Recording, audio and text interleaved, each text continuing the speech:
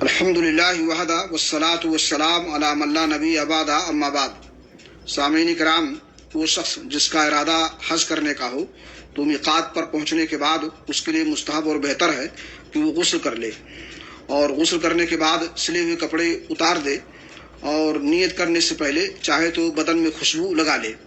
عورت بھی اگر ہو تو اس کے لیے بھی مستحب اور بہتر ہے کہ وہ غسل کر لے، خواہ وہ حالت حیض میں ہو یا حالت نفاس میں ہو، تب بھی وہ غسل کرے گی۔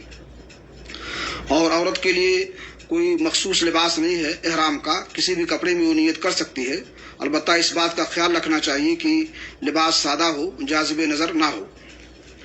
اور نیت کرتے وقت جو حج انسان کرنا چاہے اس کی تعین بھی ضروری ہے، کیونکہ حج کی 3 قسمیں ہیں۔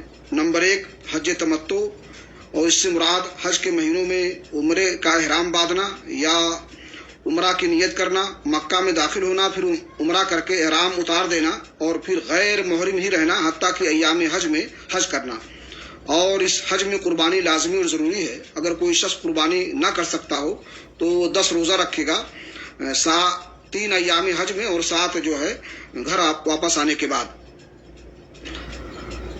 نمبر 2 حج قران، اس سے مراد میقات سے عمرہ اور حج دونوں کا احرام باندھنا ہے اور دونوں کی نیت کرنا ہے، مکہ پہنچ کر عمرہ کرنا، لیکن سعی کے بعد نہ بال اتروانا ہے اور نہ ہی احرام کھولنا ہے، بلکہ حالت احرام ہی میں ایام حج کا انتظار کرنا ہے حتیٰ کہ ان ایام میں حج مکمل کرنا ہے۔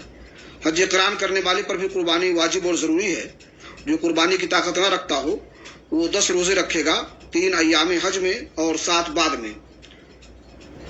نمبر 3 حج افراد۔ حج افراد کا مطلب یہ ہے کہ میقات سے صرف حج کے لیے احرام باندھنا اور حج کی نیت کرنا، تمام مناسک حج سر انجام دینا اسی حالت میں، اور اس میں قربانی نہیں ہے، یعنی صرف اس کا حج ہوگا۔